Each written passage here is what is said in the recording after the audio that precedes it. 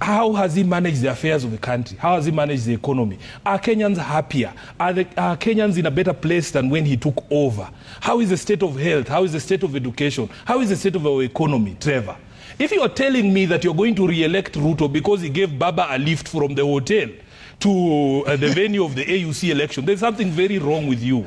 There's people who are telling us that they will vote for Raila, for Ruto, to spite those two mamambogas who are singing that they were happy in Karatina. Two mamambogas at a market in Karatina who are singing and saying they're happy that Baba lost. Now people tell us we vote for Ruto to punish those people. What sort of sense is that? That is not common sense. It is absolute absurdity. I want to tell William Ruto that the only reason he will be re-elected, because everybody knows that even him pretending to front Raila, because Raila himself has told us that he did not ask Ruto to support him. And when he announced that he was going to run for this thing, it was of his own volition. He said it himself. If there is somebody lying to Ruto, because everybody knows this was supposed to be a ruse to try and come and blackmail, because he knows people love Baba. He knows people love Baba. So he comes and tells us, oh, I supported him, I helped him, I did this for him, and this and that, so that he blackmails Raila supporters emotionally, because we like when people do good things for Baba and when they honor him.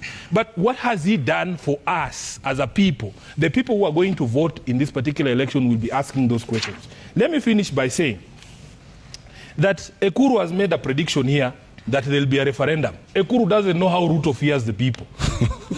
Ruto cannot dare to put a referendum question to the people of Kenya right now.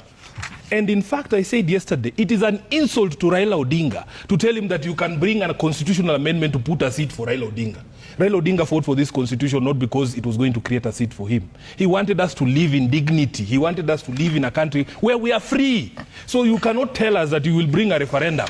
To do what? To support a constitutional change to give Raila a seat. As I've said, Raila is not idle. He has things to do. He is a father, he is a husband, he is a grandfather, he is a party leader, he's a leader of the opposition. So he has things to do, Trevor. He's not idle. And I've said it here myself previously, that when Raila wants something, he will use his own mouth to tell us. There are messages that are too important to send Ojienda. I am telling you, if Raila wants to support Ruto in 2027, he will not send Ojienda. For heaven's sake, that is a message too important to be left to Ojienda, or in fact any other person. He will tell us himself.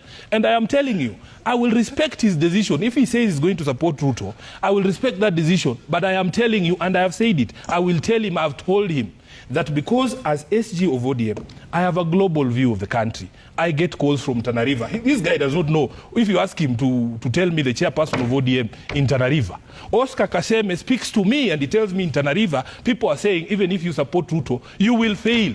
I get calls from Kericho, from Turkana. You know, that is the reason why I am convicted, because these are not things I just come up with in my head.